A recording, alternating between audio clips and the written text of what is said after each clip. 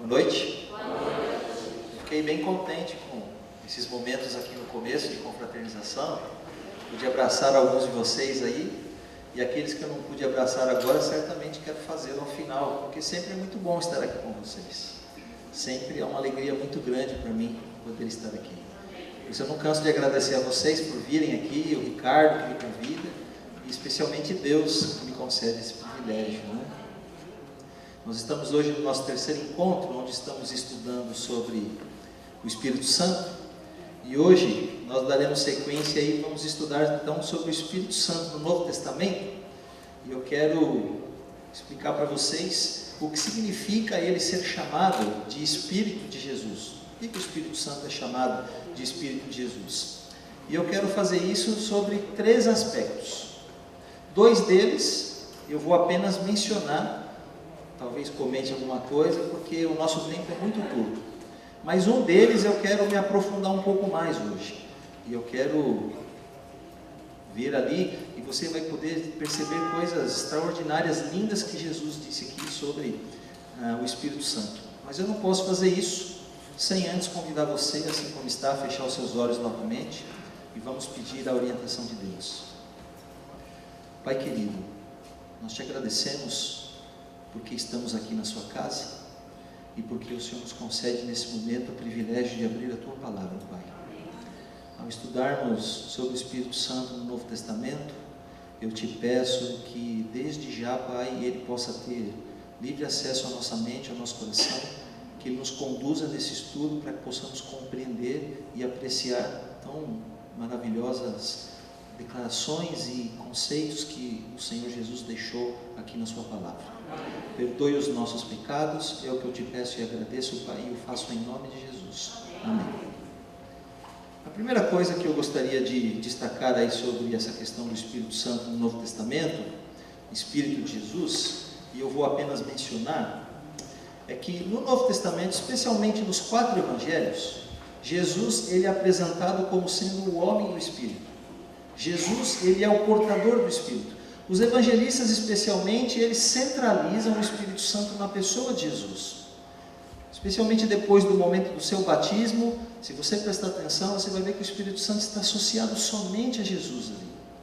E por que os evangelistas fazem isso, Ricardo? Por que eles centralizam a pessoa do Espírito Santo na pessoa de Jesus? É simples responder essa pergunta.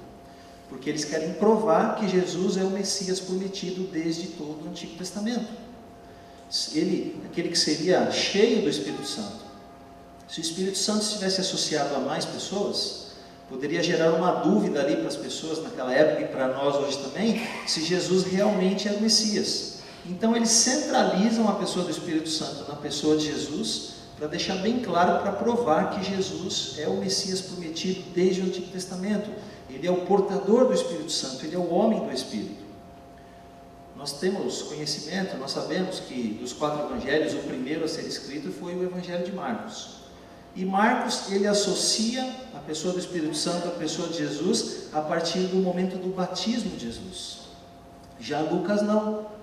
Lucas ele vem e ele traz o Espírito Santo para antes, ele associa o Espírito Santo a Jesus desde antes do seu nascimento. Eu pergunto por quê? Por que um evangelista associa o Espírito Santo a Jesus a partir do momento do seu batismo e o outro evangelista associa o Espírito Santo a Jesus desde antes do seu nascimento? Bem, aqui no Evangelho de Marcos nós encontramos o relato do batismo de Jesus. Você pode ler aí na sua Bíblia, Marcos capítulo 1, versículo 11, ou você pode acompanhar aqui no telão, para que a gente possa ganhar um pouco mais de tempo hoje. Eu vou projetar todos os versos aqui no telão, mas você pode acompanhar aí na sua Bíblia também. Marcos capítulo 1, verso 11, a palavra de Deus diz assim: Então foi ouvida uma voz dos céus: Tu és o meu filho amado, em ti me comprazo. Todos nós conhecemos essa parte. A voz de Deus falou: Este é o meu filho amado, em quem eu tenho prazer, em quem eu me comprazo. Agora, um pouco adiante, logo depois disso, no versículo 15, o Senhor Jesus então vai fazer uma declaração surpreendente. E veja o que é que Jesus diz aqui em Marcos 1, verso 15. Jesus diz: O tempo está cumprido e o reino de Deus está próximo. Arrependei-vos e crede no Evangelho. O que é que o Senhor Jesus estava querendo dizer quando ele afirma que o tempo está cumprido? Então nós podemos associar essas palavras de Jesus a duas questões. Primeiro, aquela profecia de Daniel das 70 semanas. A profecia dizia, olha, seriam 7 semanas e 62 semanas até ao príncipe, ao ungido. Jesus está dizendo, olha, o tempo está cumprido. Em outras palavras, ele estava dizendo, eu sou o Messias. Mas não era só isso. Não era só isso. Jesus também aqui estava querendo dizer outra coisa. Nós sabemos que houve um período intertestamentário, um período de cerca de 430 anos, onde a voz de Deus não foi ouvida nesta terra. Onde houve um silêncio de Deus, onde houve um silêncio do Espírito Santo. 430 anos sem que Deus levantasse um profeta na terra. Nós estudamos na semana passada sobre o espírito de profecia. Foram 430 anos sem o espírito de profecia. O Espírito Santo não se manifestando como um comunicador, como um revelador de Deus ao homem. E agora então, quando a voz de Deus é ouvida dos céus, Jesus diz, o tempo está cumprido, o que é que ele está dizendo? 430 anos depois, a voz de Deus é ouvida novamente. Acabou o silêncio. Deus está falando outra vez, está falando agora através do Messias. Então era isso que o Senhor Jesus estava querendo dizer quando ele diz o tempo está cumprido e o reino de Deus está próximo. Agora, mais surpreendente ainda do que as palavras de Jesus, mais surpreendente ainda do que a voz de Deus ser ouvida, mais surpreendente é o conteúdo da mensagem. Mais surpreendente é o conteúdo do que a voz de Deus disse. Tu és o meu filho amado, em ti me comprazo. Eu não sei se você sabe disso, mas eu coloquei em duas cores diferentes ali, para eu poder explicar para você, que essa frase, ela é a citação, a menção de dois textos muito famosos do Antigo Testamento. Dois textos que todo judeu que vivia naquela época conhecia de cor e que aguardava ansiosamente. A primeira parte da mensagem, que diz, tu és o meu filho amado, essa é uma menção direta aos Salmos capítulo 2, versículo 7, onde o rei de Israel, ele é chamado de filho de Deus. Acontece que os reis de Israel, na sua grande maioria, eles não tinham quase que semelhança nenhuma com Deus e com a família de Deus. Por isso havia a esperança em Israel que Deus introduzisse no mundo um filho messiânico, um rei que fosse digno de se assentar no trono de Davi. Então, quando a voz de Deus diz, este é o meu filho amado, está se referindo ao Salmo 2, versículo 7. E aqui então aquelas pessoas entenderam quem é que estava ali. Era como se Deus estivesse dizendo, olha, este é o meu filho, o rei messiânico que eu introduziria no mundo, alguém digno de se assentar no trono de Davi. Por isso você precisa entender algumas coisas aqui. Você precisa entender essa questão de Jesus ser chamado de filho de Deus. Jesus não é chamado de filho de Deus porque ele é um filho nascido de Deus. Não, Jesus não é gerado de Deus. Jesus, ele é Deus, assim como Deus o Pai e o Espírito Santo, ele pré-existe desde toda a eternidade. Jesus assume a prerrogativa de filho de Deus a partir do momento que ele está aqui. É o plano da salvação. Quando Deus chama Jesus de seu filho, ele está querendo dizer duas coisas, e as pessoas daqueles dias entendiam muito bem isso. Nós não podemos pensar com a nossa cabeça hoje, temos que pensar com a mentalidade deles lá. A primeira coisa que Deus queria dizer ao chamar Jesus de filho, era que para um judeu daquela época, o filho era alguém que tinha a mesma essência de quem? Do pai. E os judeus entendiam isso perfeitamente, tanto é que tentaram apedrejar Jesus várias vezes. Por quê? Porque ao se dizer filho de Deus, ele se fazia igual a Deus. Eles compreendiam isso. E a segunda questão, ao Deus chamar Jesus de filho, ele estava querendo dizer uma referência aqui a Salmo 2, verso 7. Esse é o rei messiânico, aquele que ele introduziria no mundo, um rei digno de se assentar no trono de Davi. Então essa é a primeira parte da mensagem. Mas não é só isso, tem a segunda parte. A segunda parte diz aqui, em ti me comprazo. Essa é uma citação a outro texto muito famoso do Antigo Testamento, Isaías 42, verso 1, onde o Messias é apresentado como o servo, um servo de Deus, um servo sofredor que seria cheio do Espírito Santo. Em outras palavras, ao Deus dizer, este é o meu filho amado em quem me comprazo, era como se ele estivesse dizendo, olha, esse aí é o filho messiânico, o Messias prometido desde o Antigo Testamento. o rei digno de se assentar no trono de Davi, e o servo sofredor que vai morrer no seu lugar pelo perdão dos seus pecados, e ele é cheio do Espírito Santo. Cheio do Espírito Santo. Né? Então, quando Marcos relata aqui o momento do batismo de Jesus, Marcos vê algumas coisas acontecendo. Marcos vê o fim do tempo do silêncio de Deus. A voz de Deus é ouvida novamente após 430 anos de silêncio. Marcos vê o momento em que era chegado o Messias, aquele que havia sido prometido, que libertaria o povo da escravidão, do pecado. Mas ele também vê outra coisa, e ele relata isso aqui no versículo 10. Logo ao sair da água, viu os céus rasgarem-se e o Espírito descendo como pomba sobre ele. Marcos também vê o fim da seca do Espírito Santo. Novamente o Espírito Santo se manifestaria na terra, e ele estaria se manifestando através de Jesus, através do Messias, porque Jesus é o portador do Espírito, Jesus é o homem do Espírito. Então essa é a primeira questão. Jesus é o portador do Espírito Santo, Jesus é o homem do Espírito Santo. Agora, a segunda questão, antes, deixa eu dizer por que Lucas associa isso a Jesus desde antes do seu nascimento. É porque naqueles dias havia um grupo de pessoas gnósticas, o gnosticismo. E o que é que o gnosticismo acreditava?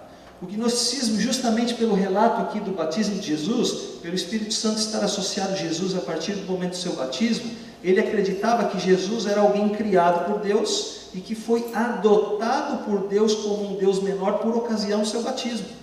Ali ele recebeu todo o poder de Deus, todo o poder do Espírito Santo, mas foi feito por Deus o Pai um Deus menor, criado e submisso a Deus o Pai. Isso é o que acredita o gnosticismo, que Jesus é um Deus menor, criado por Deus o Pai, cheio, pleno em poder, porque sobre ele repousa o Espírito Santo, mas submisso a Deus o Pai.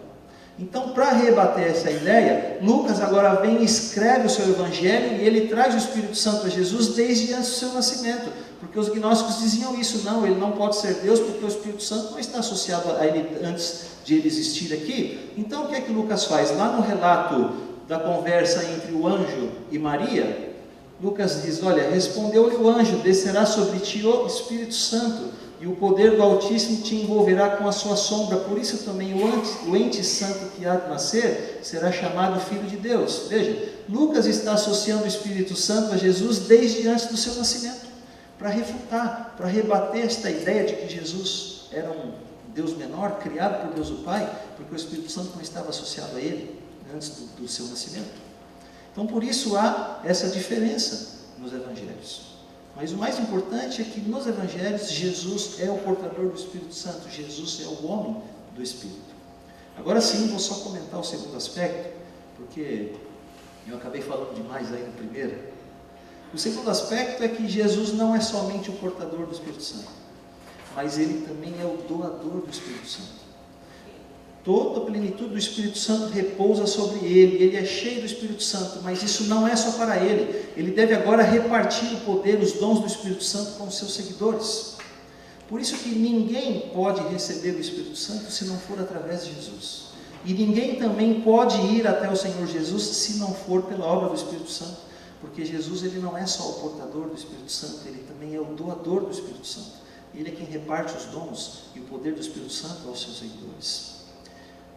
A terceira questão, e essa sim que eu vou me aprofundar um pouco mais com vocês hoje, é que aqui nos evangelhos, o Senhor Jesus ele vai como que dar um colorido diferente ao Espírito Santo. Ele vai apresentar o Espírito Santo de uma maneira completamente diferente daquela que as pessoas conheciam. Ele vai pintar um retrato do Espírito Santo com novas cores. E você, ao ver isso, você vai descobrir 3 coisas extraordinárias, lindas a respeito do Espírito Santo. 3 novas cores que o Senhor Jesus dá ao Espírito Santo, que são para mim uma coisa extraordinária. Primeira delas, Evangelho de João, capítulo 7, verso 39. Isto ele, Jesus, disse com respeito ao Espírito, o Espírito Santo, que haviam de receber os que nele crescem, os que crescem em Jesus. E presta atenção no que está escrito aqui em amarelo. Pois o Espírito até aquele momento não fora dado, porque Jesus não havia sido ainda glorificado. Esse texto aqui não soa estranho para você? Não é estranho, Ricardo?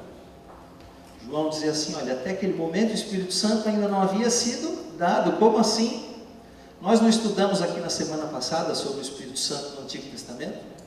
Não disse a vocês que desde os primeiros escritos de Moisés até ali, o rei Davi, o Espírito Santo ele é apresentado na Bíblia como um ser pessoal, mas ele vem com um poder invasor sobrenatural que invade o ser humano para capacitá-lo a cumprir a obra de Deus.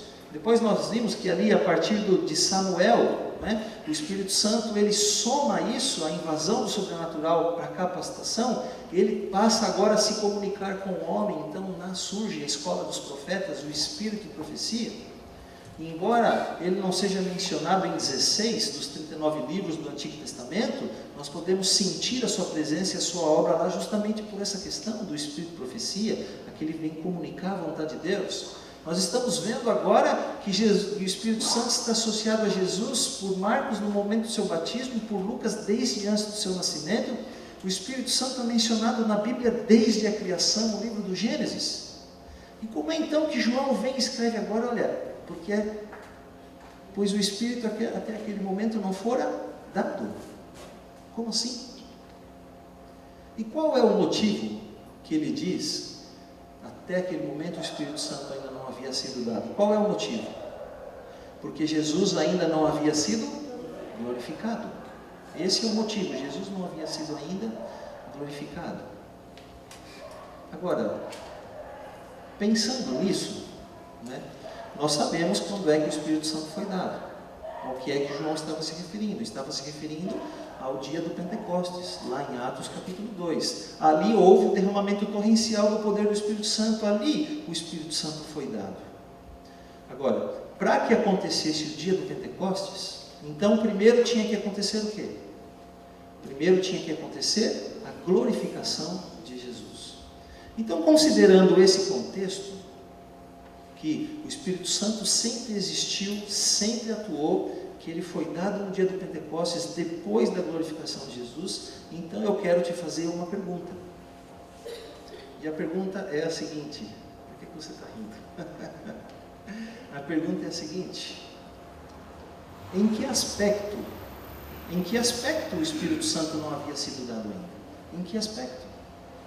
O que há de novo? Qual é a novidade a respeito do Espírito Santo após a glorificação de Jesus? O que muda e o que não muda em relação ao Espírito Santo de Deus após a glorificação de Jesus? Será que após a glorificação de Jesus, o Espírito Santo passa a exercer algumas outras funções que ele não havia exercido ainda? Será que é isso? Bem, vamos considerar. Vamos falar um pouquinho aqui sobre a glorificação de Jesus. O Senhor Jesus, ele foi morto numa sexta-feira, Páscoa. Ressuscitou ao terceiro dia, domingo. Depois passou mais 40 dias aqui nesta terra com seus apóstolos, e aí então ele ascendeu aos céus. 43 dias após a Páscoa. E 7 dias após a ascensão de Jesus, o que é que acontece aqui na terra? O Pentecostes. O Pentecostes era uma festa comemorada pelo povo judeu 50 dias após a Páscoa. Porque lá na primeira Páscoa, na libertação do Egito, 50 dias após a Páscoa, o povo estava diante do Monte Sinai e Moisés então recebia das mãos de Deus a tábua dos 10 mandamentos, escrita pelo dedo de Deus. Então agora 50 dias após a Páscoa, na festa do Pentecostes, o Espírito Santo é derramado. Então quando é que aconteceu a glorificação de Jesus? Aconteceu durante esses 7 dias em que ele esteve ao céu após a sua ascensão, antes do dia do Pentecostes. Existem algumas menções da glorificação de Jesus no Evangelho de João. Existem outras no livro de Atos, no capítulo 2. E eu não vou falar muito hoje sobre Atos 2, porque no nosso penúltimo encontro nós vamos estudar só o capítulo 2 do livro de Atos. Mas eu quero mostrar para você agora um texto da Sra. White, que está no livro Atos dos Apóstolos, onde ela fala, inspirada pelo Espírito Santo, sobre a glorificação de Jesus. Veja o que é que ela diz aqui. Ao transpor as portas celestiais, foi Jesus entronizado em meio à adoração dos anjos. Tão logo foi essa cerimônia concluída, o Espírito Santo desceu em ricas torrentes sobre os discípulos, e Cristo foi de fato glorificado com aquela glória que tinha com o Pai desde toda a eternidade. O derramamento pentecostal foi uma comunicação do céu de que a confirmação do Redentor havia sido feita. De conformidade com sua promessa, Jesus enviara do céu o Espírito Santo sobre seus seguidores, em sinal de que ele, como sacerdote e rei, recebera todo o poder no céu e na terra, tornando-se ungido sobre seu povo. Está no livro Atos dos Apóstolos, página 38 e página 39.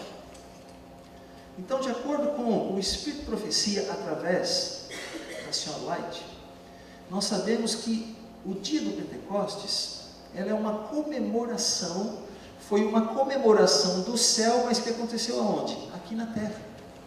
Foi uma comemoração do céu na terra de 3 coisas. O texto me diz que foram 3 coisas. E quais são elas? A primeira delas, o dia do Pentecostes foi uma comemoração do céu na terra da confirmação do sacrifício de Jesus. Foi uma confirmação do céu para nós que o sacrifício de Jesus foi aceito e que o sacrifício de Jesus é suficiente para salvar todo aquele que se achega até Jesus como seu Salvador pessoal e Senhor da sua vida. Essa é a primeira coisa. Segunda coisa, o derramamento pentecostal, no dia do Pentecostes, ele é uma comemoração do céu na terra, de que Jesus, ele recebeu de volta toda a glória que ele tinha com o Pai desde toda a eternidade, e ele agora então toma para si as plenas prerrogativas de sacerdote e rei, recebe todo o poder no céu e na terra, tornando-se ungido sobre o seu povo. Essa é a segunda coisa. Jesus recebe de volta toda a glória que tinha com o Pai, toma para si todas as prerrogativas de rei e sacerdote e torna-se ungido sobre o seu povo. E é interessante a gente ver isso daqui, não é? Porque existe uma terceira questão aqui. Existe uma terceira comemoração do céu aqui na terra. E qual foi? O derramamento pentecostal também foi uma comemoração do céu na terra, sabe do quê? Do início do ministério do Espírito Santo. É interessante, Jesus, ele está lá na sua cerimônia de coroação, de entronização, está recebendo de volta toda a glória que tinha com o Pai desde a eternidade, e agora ele chama o Espírito Santo num canto, e ele diz assim: Espírito Santo, quando eu estive lá, eu disse aos meus seguidores que eu não os deixaria órfãos, então vai lá e consola os meus discípulos. E o Espírito Santo veio. Por isso, o dia do Pentecostes é uma comemoração do céu na terra, do início do ministério do Espírito Santo em novas funções que ele não havia exercido ainda. É isso que João estava querendo dizer lá naquele texto. O Espírito Santo, a partir daquele momento, passa a exercer funções diferentes das que ele exerceu em todo o Antigo Testamento, e Jesus pinta ele agora com um colorido diferente do que as pessoas conheciam. Tem um texto da Sra. White, eu vou mostrar para vocês agora, está nesse livro aí, Atos dos Apóstolos, na página 37, que ela diz que a influência do Espírito Santo em todo o Antigo Testamento foi notável, mas nunca na sua plenitude. Olha aqui. Durante a era patriarcal, a influência do Espírito Santo tinha sido muitas vezes revelada de maneira muito notável, mas nunca em sua plenitude. Nunca em sua plenitude, mas agora, a partir da glorificação de Jesus, o Espírito Santo vem na sua plenitude. E eu pergunto para você, o que é a plenitude do Espírito Santo? O que é ele agora se manifestar na sua plenitude? Então, meus amigos, a resposta para essa pergunta, ela não vem daqui da cabeça de um pregador, ela não vem da cabeça de um teólogo, não. A resposta para essa pergunta, ela vem das próprias palavras de Jesus, daquilo que ele falou acerca do Espírito Santo quando ele esteve aqui nesta terra. E você vai perceber agora que Jesus vai dar um colorido novo ao Espírito Santo, que vai te apresentar 3 aspectos maravilhosos do Espírito Santo. O primeiro deles está aqui, João 14, 16. E eu rogarei ao Pai, e Ele vos dará o quê? Outro Consolador, a fim de que esteja para sempre convosco.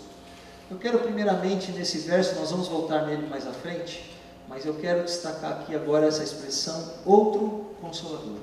O que é que significa outro Consolador?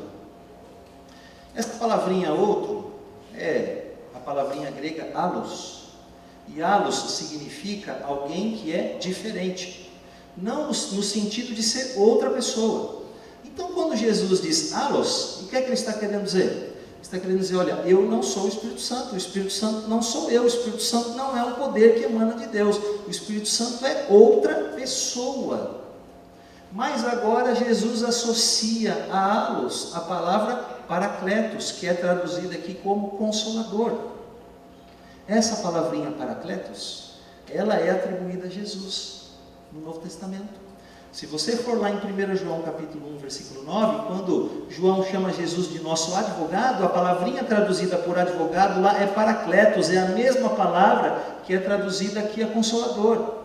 Então o que Jesus estava querendo dizer é que o Espírito Santo é outra pessoa diferente, que não era ele, mas que era alguém exatamente igual a ele, com a mesma essência, com o mesmo caráter, com a mesma personalidade. Outro Consolador, outro não sou eu, mas é alguém exatamente igual a mim. E essa igualdade, ela não pode ser mais fortemente destacada do que as palavras de Jesus aqui no verso 18. O que é que Jesus diz aqui? Não vos deixarei órfãos, voltarei para vós outros. Jesus voltou? Não. Quem foi que veio? O Espírito Santo veio, mas parecia que era Jesus que tinha voltado. Porque o Espírito Santo, ele é outro Consolador, exatamente igual a Jesus. O Espírito Santo, ele é outro Jesus. Tão igual a Jesus, que as pessoas não percebem a diferença. Então perceba que Jesus agora, ele está revestindo o Espírito Santo de uma personalidade, de uma mente, de um caráter cristocêntricos. Jesus apresenta o Espírito Santo como alguém cristocêntrico. E não tenho tempo para mostrar tudo para vocês, mas veja aqui alguns versos onde você percebe a parte cristocêntrica do Espírito Santo. João 15, 26, Jesus diz, olha, quando ele vier, ele testificará de mim. João 14, 26, quando ele vier, ele vos fará lembrar de todas as palavras que eu tenho dito. Percebe como Jesus colore o Espírito Santo como alguém cristocêntrico? Olha, quando ele vier, ele me glorificará. Quando ele vier, ele testificará de mim. Quando ele vier, ele vos fará lembrar de todas as coisas que eu vos tenho dito. Então, o Espírito Santo, que no Antigo Testamento era apresentado como alguém que vinha com um poder sobrenatural, um invasor para capacitar, que comunicava a vontade de Deus, Jesus agora pinta o Espírito Santo como um ser pessoal, alguém diferente que não era ele mesmo. Olha, não sou eu que vou voltar, quem vai voltar quem vai vir no meu lugar é o Espírito Santo. Mas Jesus reveste o Espírito Santo de uma mente, de um caráter, de uma personalidade cristocêntrica, da mesma essência que ele. E eu fico tentando imaginar ali Jesus confortar os seus apóstolos, Jesus confortando eles, né? E eles estavam tristes porque Jesus ia embora, não é? E aí é como se Jesus dissesse para eles assim, olha, não fiquem tristes, eu vou, mas o Consolador que vai vir, ele é igual a mim, vocês não vão notar a diferença. Ele é outro Jesus, ele vai ser outro Jesus com vocês, ele vai ser outro Jesus no coração de vocês. Vocês não vão sentir a minha falta. E não sentiram, porque quando o Espírito Santo veio, para eles parecia que Jesus tinha voltado. Jesus reveste o Espírito Santo de uma mente, de um caráter, de uma personalidade cristocêntrica. Então isso é o que significa essa expressão outro Consolador. Não sou eu, é outra pessoa, é outra identidade. O Espírito Santo tem uma identidade própria, mas Jesus reveste, Jesus colore o Espírito Santo como alguém da mesma essência que ele, mesmo caráter, mesma mente, mesma personalidade. Se fosse usar uma linguagem comum, humana, para explicar isso aqui, eu diria que Jesus e o Espírito Santo são gêmeos. Gêmeos. Lá na minha igreja tem irmãos gêmeos. Tem 2 anciãos lá que são gêmeos, o Denis e o Denison.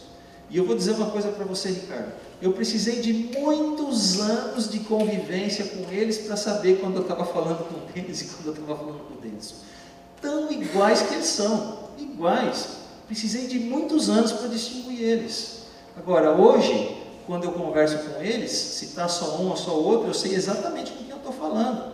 Porque embora por fora eles sejam exatamente iguais, eles pensam diferente, agem diferente, têm uma personalidade diferente. Mas aqui Jesus e o Espírito Santo é o contrário. É o contrário. Eles não têm a mesma aparência. O Espírito Santo é Espírito. Jesus ele tem um corpo de carne e osso, assim como o nosso. Mas ambos têm a mesma mente, o mesmo caráter, a mesma personalidade, a mesma essência. Por isso eu digo que são gêmeos ao contrário. Eles são gêmeos. Isso é o que significa essa expressão, outro Consolador. O Espírito Santo ele é outro Jesus, tão igual a Jesus que os apóstolos não perceberam a diferença. Essa é a primeira questão sobre o Espírito de Jesus. Segunda questão, está aqui em João, capítulo 16, verso 7. Segunda coloração que Jesus vai dar aqui ao Espírito Santo. Mas eu vos digo a verdade, convém-vos que eu vá, porque se eu não for, o Consolador não virá para vós outros. Se porém eu for, eu vou enviarei. Veja, aqui novamente não é o Espírito Santo do Antigo Testamento. O Espírito Santo já não estava lá, desde a criação, desde o Gênesis, todo o Antigo Testamento, até aquele momento, estava. Então Jesus diz agora, olha, se eu não for, ele não virá, mas ele já estava lá.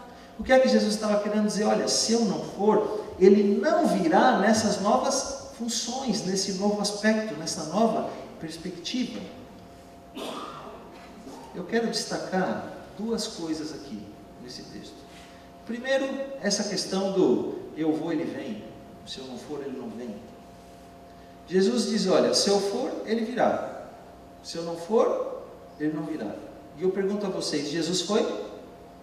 Foi ou não foi? Foi. E o Espírito Santo veio? Veio. Veio para quê? Sabe para que Jesus veio? O Espírito Santo veio? Veio para ficar no lugar de Jesus. Então eu vou pedir licença para vocês agora, mas eu vou falar, olhando ali para o meu amigo ali em cima que está filmando, né?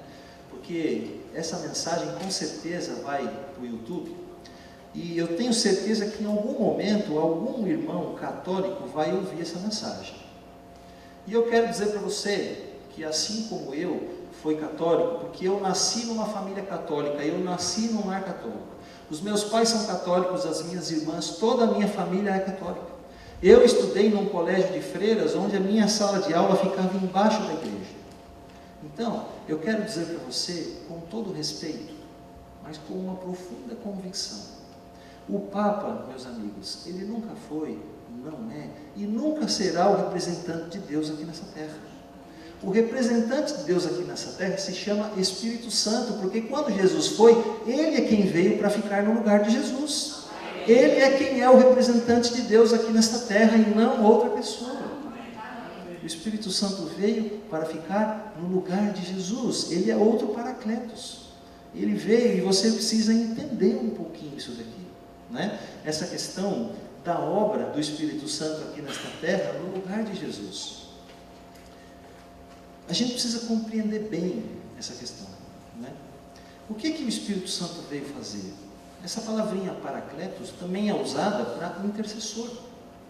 O apóstolo Paulo, ele fala lá em Romanos, que o Espírito Santo intercede por nós com gemidos inexprimíveis, porque nós não sabemos orar como convém, não é verdade?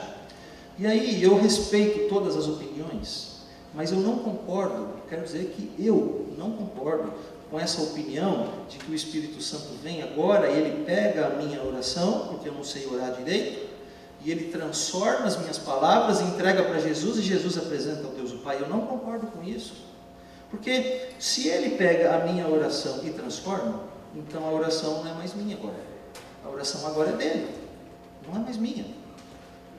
Se o Espírito Santo vem e transforma a minha oração, e eu não sei orar como convém, porque eu não conheço a vontade de Deus para a minha vida, que adianta ele transformar a minha oração e entregar a Jesus, se ele não transformou o meu coração?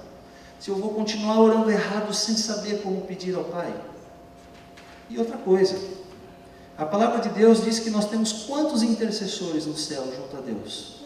Só um só, e quem é esse? É Jesus e não o Espírito Santo, por isso eu não concordo com isso. mas respeito quem pensa dessa forma, mas eu não concordo. Para mim, essa questão da intercessão do Espírito Santo, da obra do Paracletos que ele faz aqui nesta terra, é algo completamente diferente disso. Eu costumo dizer que a intercessão, meus amigos, ela é uma via de mão dupla. O Espírito Santo veio a esta terra para ficar no lugar de Jesus, ele é o representante de Deus na terra. A obra dele não é lá no céu, a obra dele é aqui nesta terra. Jesus mesmo disse, ele veio aqui para nos convencer do pecado, da justiça e do juízo.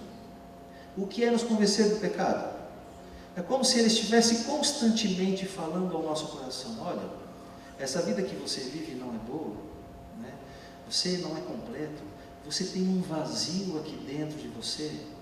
Não é porque você não tem dinheiro, porque você não tem posses, porque você não tem poder, porque você não tem prazer na vida, porque você não se diverte, não. O coração está te enganando. Essa vida que você vive é incompleta e você sente a necessidade de algo mais. Esse vazio que você tem aqui, todos nós temos, é porque você está separado de Jesus. Essa é a obra dele, nos convencer do pecado. Ele vem nos mostrar que nós nascemos nesse mundo como separados de Cristo, e que não há nada que você e eu possamos fazer para mudar essa situação. Por isso que Paulo diz que nós somos mortos espiritualmente. Agora, ele também nos convence da justiça. Embora você e eu estejamos separados de Jesus, desde o momento do nosso nascimento, e não há nada que nós possamos fazer para mudar isso, existe alguém que pode fazer tudo, e este é o Senhor Jesus. Então agora ele nos conduz àquele que é o único que pode nos libertar desta condição. Ele nos leva até o Espírito, ele nos leva até Cristo. Então esta é a obra de intercessão do Espírito Santo. Ele vem aqui para me mostrar a minha condição, que eu estou separado de Cristo. Quando eu entendo isso, agora então ele me conduz a esse Salvador, e eu o aceito como Salvador da minha vida, como Senhor da minha vida, e isso é convencer do juízo. Ele agora vai habitar em mim e vai me transformar, para que eu seja cada vez mais semelhante ao caráter de Cristo. Porque a obra do Espírito Santo nessa terra, veja, nós começamos a série estudando sobre Mateus 25, os 13 primeiros versos, a parábola das 10 virgens. Nós somos aquelas 10 virgens. E a obra do Espírito Santo é preparar essas virgens para a festa das bodas do Cordeiro. Nós somos os convidados da festa. Então ele vem habitar em nós para transformar o nosso coração. Ele vem nos mudar, ele vem a cada dia desenvolver mais e mais o nosso caráter, a semelhança de Cristo. Assim como ele é cristocêntrico, ele vem nos fazer também cristocêntricos. Porque nós precisamos estar preparados para o quê? Para o dia da festa. Ele vem nos preparar para o dia da festa. E agora eu quero abrir só um parênteses aqui, nessa questão. Interessante, que não é um trabalho fácil, não é mesmo? Preparar essas virgens aqui para se encontrar com Cristo e participar da festa das bodas não é uma tarefa fácil. Tanto que lá nós vimos que metade das virgens eram imprudentes, e quando bateram na porta ouviram do que do noivo? Não vos conheço. Não é fácil. E é interessante ver como o Espírito Santo atua, porque ele dá um duro danado para preparar, né, os filhos de Deus, que são os convidados para essa festa. E aí agora então, quando Jesus volta, né, que todos os holofotes estão ali, é o momento de glória, é o momento de festejar, de comemoração, o Espírito Santo simplesmente desaparece, ele sai de cena, e é como se ele ficasse nos bastidores, né? Nós não ouvimos ali falar sobre o Espírito Santo. Interessante a maneira como o Espírito Santo trabalha, né? Porque eu estou dizendo isso para vocês, por quê? Porque tem gente que pensa assim: não, se não tiver 500 pessoas lá, eu não vou. Se não tiver um auditório com 1000 pessoas, com 2000 pessoas, eu não vou. Precisa de grande público, precisa de holofote, precisa de grande auditório, não é verdade? Olha, uma vez convidamos um casal lá na nossa igreja, a Dona Maria, para fazer um final de semana lá para as famílias. E aí eu estava lá para recepcioná-lo, e o Senhor chegou. Quando ele abriu as portas de vidro ali do salão dos jovens e ele olhou lá para dentro, ele virou assim para mim e disse assim para mim: acho que a igreja não queria que eu viesse, porque eu estou olhando lá dentro, não tem ninguém lá dentro. Não tem ninguém, irmão? Espera um pouquinho. Eu abri a porta, olhei: o senhor não está vendo ninguém aqui? Sabe o que eu estou vendo aqui? Eu estou vendo aqui uns 20, 25 filhos e filhas de Deus. Eu não estou vendo, mas eu sinto aqui a presença de anjos do Senhor. Eu também não estou vendo, mas eu sei que o Senhor Jesus diz. Jesus disse assim, Ele não disse assim, olha, onde estiver 1.000, 2.000 reunidos em meu nome, eu vou estar lá no meio deles. Não, onde houver 1 ou 2 ou 3 ali reunidos em meu nome, eu vou estar lá no meio deles. E vai estar lá como? Pela presença do Espírito Santo. Então o Espírito Santo ele não precisa de grandes auditórios. É interessante a gente saber disso, porque tem gente que se diz aí cheia do Espírito Santo, mas só vai se tem 500, 1.000, 1.500 pessoas, né, Ricardo? Se tem lá uma meia dúzia, não quer ir. O Espírito Santo não é assim. Alguém que é guiado pelo Espírito Santo não age dessa maneira. Ele não precisa de grandes plateias, não precisa de grandes auditórios, ele só precisa ali de 2 ou 3 que estejam dispostos a ceder à influência dele. A influência do Espírito Santo é extraordinária na vida daquele que permite se ser influenciado por ele. Então, voltando aqui a essa questão, Jesus foi e o Espírito Santo veio para ficar no lugar de Jesus. Ele é o representante de Deus nessa terra e a obra dele não é transformar a minha oração para Jesus aceitar. A obra dele é transformar o meu coração, porque agora quando eu peço a Deus de acordo com a vontade de Deus, Deus atende a minha oração. Ele vem transformar o meu caráter. Ele é o representante de Deus nessa terra, alguém que vem mudar a minha vida para que eu esteja preparado para me encontrar com o meu Salvador no dia da festa, da ceia, das bodas do Cordeiro. Esse é o primeiro ponto que eu queria destacar nesse texto sobre a segunda coloração que Jesus dá ao Espírito Santo. O segundo ponto que eu queria destacar está aqui. Essa palavrinha aqui, convém-vos. Convém-vos. Irmãos, o que é convém-vos? Olha, ele disse ali, ó, é melhor para vocês, está certo. Convém dá a ideia de vantagem. Era como se Jesus estivesse dizendo assim, olha, é melhor para vocês, é vantagem para vocês que eu vá e o Espírito Santo venha. Por que vantagem? Você já parou para pensar alguma vez na vantagem que a senhora leva pelo Espírito Santo estar aqui hoje e não Jesus? Qual é a vantagem? Então, o Evangelho de João ali apresenta 2 coisas. Jesus vai nos dizer 2 coisas como sendo a vantagem de nós estarmos aqui na presença do Espírito Santo, ele sendo o representante de Deus nessa terra. Primeira vantagem que a palavra de Deus nos diz, está aqui, Evangelho de João 14:16, voltamos a esse texto. Eu rogarei ao Pai e Ele vos dará outro Consolador, a fim de que esteja para sempre convosco. Por quanto tempo, irmãos? Para sempre. Veja Jesus novamente aqui confortando seus apóstolos, seus discípulos. Não fiquem tristes. Eu estive aqui por 3 anos e meio com vocês, mas agora eu tenho que ir para o meu Pai. E a gente imagina que isso trouxe ao quê? Aos apóstolos de Jesus? Torcedor. Trouxe até mesmo sofrimento, porque quando uma pessoa chega na sua vida e você tem um relacionamento com ela, durante 3 anos e meio, dioturnamente, estavam juntos o tempo todo, isso cria vínculos, isso cria laços, e agora esses laços estavam sendo rompidos, e isso causa dor, isso causa tristeza, isso causa sofrimento. E agora Jesus, preocupado com eles, diz assim, olha, não fiquem tristes, eu vou para o meu Pai, mas eu vou enviar o outro Jesus. Ele é outro Jesus tão exatamente igual a mim, vocês não vão sentir a diferença.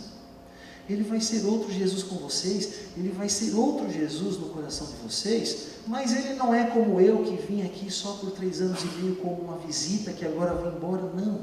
Ele veio e ele vai ficar com vocês para sempre.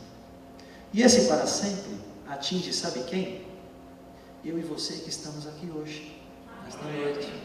Às vezes a gente fica pensando assim, puxa, mas seria tão bom se eu tivesse vivido lá nos dias de Jesus, não é verdade? Vocês já não pensaram isso alguma vez? Eu já pensei. Nós não estamos vivendo nos dias de Jesus, mas nós estamos vivendo nos dias de quem? Do Espírito Santo, é o ministério do Espírito Santo, e isso é uma vantagem, porque ele veio para estar conosco para sempre, e ele não está longe, ele não está além do seu alcance, não, ele está tão perto de você, que basta apenas você permitir que ele venha para preencher você por completo, ele vem para te consolar e Ele vem para mudar completamente a sua vida. E eu queria mostrar para vocês aqui um texto que, para mim, esse é o mais lindo que eu conheço sobre a disponibilidade do Espírito Santo nos momentos que a gente precisa. Veja que coisa extraordinária esse texto que está no livro O Desejado de Todas as Nações. O que é que está escrito aqui? Em quantos tempos e lugares? Todos. Em todos os tempos e lugares. Em quantas dores e aflições? Em todas as dores e aflições. Até mesmo, meus amigos, quando a perspectiva se afigura sombria, e sabe quando você e eu ficamos ali perplexos, pensando no futuro, o que vai ser da minha vida, o que não vai ser? E aí nós nos sentimos como? E sós. Você já se sentiu só? Você sabe o que é solidão? A maior solidão? A senhora sabe qual é a maior solidão? A maior solidão não é quando você está num navio em alto mar e para todo lado que você olha só vê água e não tem ninguém para conversar. Não é essa. A maior solidão não é um astronauta lá na estação espacial a quilômetros e quilômetros de distância da Terra. Não. A maior solidão não é João preso na ilha de Patmos e o mar o separando das pessoas que ele ama. Essa não é a maior solidão. Sabe qual é a maior solidão? A maior solidão é quando você está cercado das pessoas que você ama. Cercado das pessoas que amam você, mas você tem um problema tão grande, tamanho, que parece que ninguém pode fazer nada para te ajudar. Essa é a maior solidão. Cercado de pessoas, cercado de amor, mas com um problema tão grande que parece que ninguém consegue ajudar você. Quando você estiver se sentindo assim, lembre-se disso aqui. Quando você estiver se sentindo assim, desamparado e só, o Consolador será enviado em resposta à oração da fé. As circunstâncias podem nos separar de todos os amigos terrestres. Nenhuma, porém, nem mesmo a distância nos pode separar do Celeste Consolador. Onde quer que estejamos, onde quer que vamos, Ele se encontra sempre à nossa direita para apoiar, suster, erguer e animar. O Desejado de Todas as Nações, páginas 669 e 670. Eu não conheço texto mais lindo que esse, sobre a disponibilidade do Espírito Santo de Deus nos momentos mais difíceis da sua vida.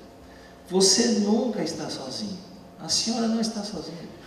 Por pior que seja a circunstância, por pior que seja a situação, o Espírito Santo está ao seu lado sempre, não está longe ao seu alcance. Essa é a primeira vantagem de estarmos hoje vivendo nos dias do ministério do Espírito Santo. Segunda vantagem, está aqui em João 14, 17. O Espírito da verdade, que o mundo não pode receber porque não o vê nem o conhece, vós o conheceis, porque ele habita convosco, e mais do que isso, o que é que diz aqui? Estará em vós. Irmãos, eu não sei explicar isso aqui para você.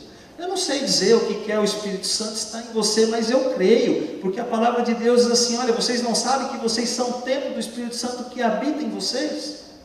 Ele está em nós também. Ele está aqui, mudando constantemente o meu coração, constantemente tirando de mim aqueles frutos da carne que Paulo fala lá em Gálatas e transformando eles no fruto do Espírito, que é o amor. Constantemente, está em nós também. Então essa é a vantagem.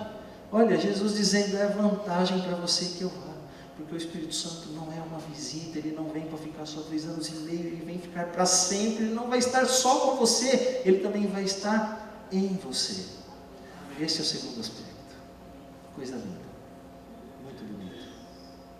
Terceiro e último aspecto, terceira e última coloração que Jesus vai dar aí ao Espírito Santo, está aqui em João 7, 37 ao 39. No último dia, o grande dia da festa, levantou-se Jesus e exclamou: se alguém tem sede, venha a mim e beba. Quem crer em mim, como diz a Escritura, do seu interior fluirão rios de água viva. Isto ele disse com respeito ao Espírito que haviam de receber os que nele crescem, pois o Espírito até aquele momento não fora dado, e eu acrescentei aqui, dessa maneira, porque Jesus não havia sido glorificado, porque isso aqui é uma coisa nova. Quem crer em mim, como diz a Escritura, do seu interior fluirão rios de água viva. Isso é uma coisa completamente nova e completamente diferente. Completamente. Jesus diz assim: eu sou a água viva, quem beber dessa fonte não vai mais ter sede. E Jesus agora diz: olha, de você pode fluir rios dessa água viva. E isso é uma coisa nova, isso é completamente diferente do que se conhecia até o momento. Completamente diferente. Irmãos, o que muda e o que não muda com respeito ao Espírito Santo após a glorificação de Jesus, eu vou dizer o que muda e o que não muda e eu vou explicar depois. O que não muda é a maneira do Espírito Santo atuar para a salvação das pessoas. Isso não muda. E o que muda é o método de cumprimento da missão. O método de cumprimento da missão muda completamente. Por que muda completamente? Quando a gente estuda sobre o Espírito Santo no Antigo Testamento, a gente percebe que ele está associado diretamente aos líderes da nação, mas não está associado diretamente às pessoas mais simples do povo. Ele está associado ao rei, aos príncipes, aos sacerdotes, aos profetas, aos juízes, mas não está associado às pessoas comuns, ao Pedro, ao João, ao Maria, ao José, ao Marcelo, ao Ricardo, não estava. Por quê? Porque no Antigo Testamento o método de cumprimento da missão que Deus escolheu era um método corpóreo e localizado. Como assim? Deus escolheu um povo, Deus escolheu uma nação, estabeleceu essa nação no melhor lugar do mundo, na encruzilhada da vida, que era Jerusalém. Quando você vê na Bíblia essas direções, olha, o norte, o sul, o oriente, o ocidente, todas elas com respeito a Jerusalém. Jerusalém era o centro do mundo conhecido naquela época. Quando você estuda sobre as cartas que haviam ali, que mostravam as rotas que os reis e que as nações usavam para se locomover de um lugar para o outro, você percebe que todas elas convergiam no mesmo lugar. E onde é que todas elas se encontravam? Jerusalém era o centro do mundo. Deus escolheu um povo, uma nação, e estabeleceu esse povo no melhor lugar do mundo, que era Jerusalém. E agora, o Espírito Santo estava associado aos líderes desta nação, porque através da influência desses líderes, o plano de Deus para aquele povo era que ele fosse um povo rico, próspero, feliz, que vivesse em paz e em segurança. E as outras nações agora se movendo de um lugar para o outro e passando ali por Jerusalém, o que é que eles veriam? Eles veriam tudo isso. Então os reis dessas nações se chegariam agora aos líderes de Israel e diriam assim: olha, conta para mim qual é o segredo aí do teu povo, porque eu também quero essa riqueza, eu também quero essa prosperidade, essa paz, essa segurança para o meu povo. E o que é que eles fariam? Eles abririam então agora as portas do santuário terrestre e mostrariam para aquelas pessoas a existência de um único Deus verdadeiro que viria a este mundo e morreria pela salvação delas e de todos nós. O que não muda é a maneira do Espírito Santo salvar as pessoas. No passado, ele fazia com que as pessoas olhassem para um santuário terrestre e com os olhos da fé elas enxergavam o Messias que viria e que morreria por elas para que elas encontrassem salvação. E hoje não é diferente. Hoje o Espírito Santo atua da mesma maneira. Hoje ele nos faz olhar com os olhos da fé para um santuário celestial e nós encontramos lá um Salvador que veio a este mundo e que morreu por mim e por você, para que nós pudéssemos ter salvação e que está lá intercedendo por nós dia e noite. A maneira do Espírito Santo atuar na salvação das pessoas não muda, sempre foi e sempre será, conduzindo o ser humano a Cristo, porque ele é cristocêntrico, ele nos leva a Cristo. Mas o método do cumprimento da missão muda. O método muda, porque os reis daquela época, eles não tinham quase nenhuma, muitas vezes nenhuma semelhança com Deus. Então, a partir do Pentecostes, Deus muda o método de cumprimento da missão. Agora não é mais uma nação evangelizando outra nação. Agora sabe o quê? Agora é um filho de Deus evangelizando um gentio. Agora, onde houvesse alguém sedento de ouvir essa mensagem, haveria um filho de Deus transbordando rios de água da vida. Isso é completamente diferente, novo, não havia isso até aquele momento. Isso é uma coisa nova. É o que Pedro fala lá nos seus escritos. Ele diz que nós somos o quê? Vocês são sacerdócio real, raça eleita, nação santa. É o início do sacerdócio de todos os crentes. Todo aquele que crê em Jesus e o aceita como seu Senhor e Salvador da sua vida, dele agora vai fluir rios de água da vida, ele vai ser um conduto de salvação na vida de outras pessoas. Esse é o privilégio que Deus te dá. E eu pergunto para você, como é que está aí a sua vida? Tem jorrado água da vida de você para as outras pessoas? Você tem sido um conduto de salvação nas mãos do Espírito Santo de Deus? Será que você não conhece ninguém? Será que não tem ninguém na sua família? Nenhum vizinho, nenhum colega de trabalho, nenhum parente que esteja lá sedento dessa água para que através de você jorre para ele? Esse é o privilégio que Deus te dá. A senhora White fala sobre isso nos seus escritos. Sabe que ela fala sobre aquelas pessoas? Sobre os apóstolos, sobre os discípulos, sobre aquelas pessoas que viveram ali nos dias de Jesus? Ela diz que eles não tinham um sacerdócio. Ela diz que eles eram um sacerdócio. Eles viviam isso intensamente. Isso para eles era um grande privilégio. Por isso que você via os cristãos daquela época, e não era pesado demais para eles serem decapitados por amor a Cristo. Não era pesado demais para eles serem crucificados por amor a Cristo. Não era pesado demais para eles serem jogados nos circos romanos e devorados por leões. Não era demais para eles serem pendurados em postes e queimados como se fossem tochas humanas. Não era pesado demais para eles, porque eles não tinham sacerdócio, eles eram sacerdócio, eles viviam isso, e isso para eles era um grande privilégio. E é uma pena que aquilo que foi um grande privilégio no passado esteja sendo rejeitado hoje. Porque hoje é difícil até você pedir para uma mulher não vir usando pintura, usando brinco, usando essas coisas na igreja. Hoje é difícil até você convencer um ancião que no dia da escala dele tem que vir de paletó e gravata na igreja. Sabe por quê? Porque nós não somos um sacerdócio. E estamos rejeitando o sacerdócio que Deus nos dá. Estamos rejeitando esse privilégio de nós fluir a água da vida. Esse é um grande privilégio. Como é que está a sua vida? Como é que você tem vivido? Você tem sido uma fonte nas mãos do Senhor?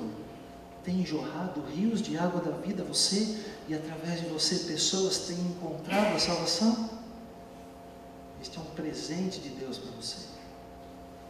Isso é uma coisa nova que Deus te dá, um privilégio único, que você e eu não podemos dizer que somos cheios do Espírito Santo, não podemos dizer que somos guiados pelo Espírito Santo de Deus se não estamos jorrando a água da vida para as pessoas que estão sedentas lá fora, esperando a salvação.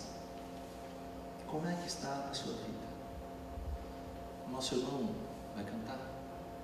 Enquanto ele canta, você pensa. E você não precisa dar essa resposta para mim, nem vou pedir para você se levantar e se manifestar, sabe por quê?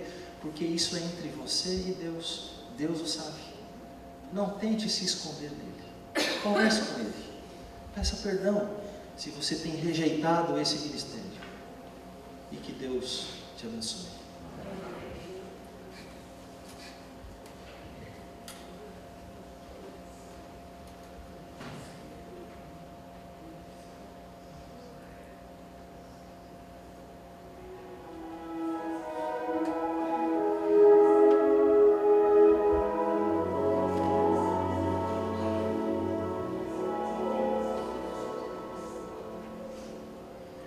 Meu desejo é te louvar e adorar-te, ó Senhor,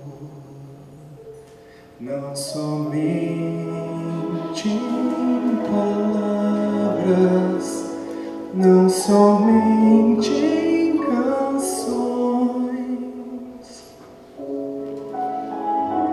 Teu querer eu vou cumprir, teu caminho vou seguir, e aos outros vou levar teu amor, teu amor. Somente a ti vou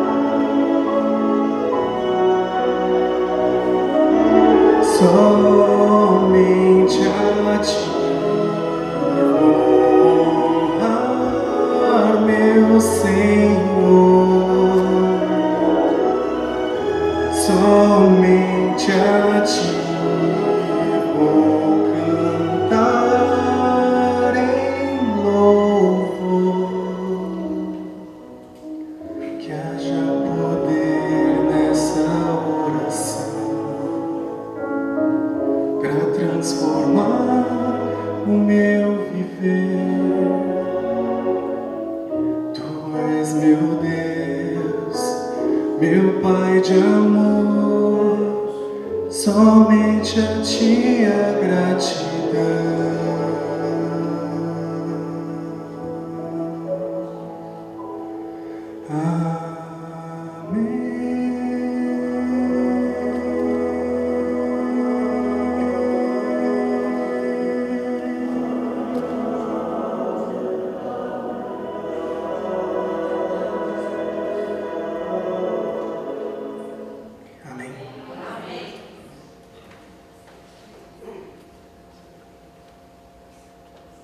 Não sei se está jorrando água da vida de você, mas uma coisa eu sei.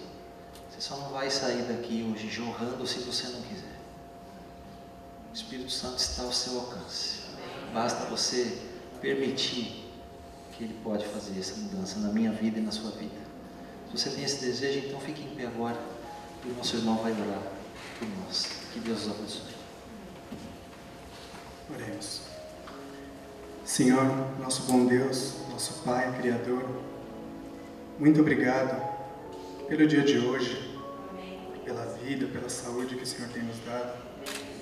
Obrigado pelo Espírito Santo, porque Ele tem nos acompanhado e nos convencido toda vez que sabemos que estamos errados, mas que mesmo assim insistimos em fazer errado. E Ele está ali do nosso lado, sempre lembrando e convencendo a mudar de posição. Pai amado, que nós possamos cada vez mais ouvir a voz do Espírito e dessa maneira aumentarmos e melhorarmos a comunhão contigo. Pedimos, Pai, neste momento que o Senhor envie seus anjos para nos acompanhar até o lar, o nosso lar, que nós possamos chegar em casa em segurança. E que no decorrer dessa semana nós consigamos estar bem perto de Ti. É o que pedimos e agradecemos em nome de Jesus. Amém.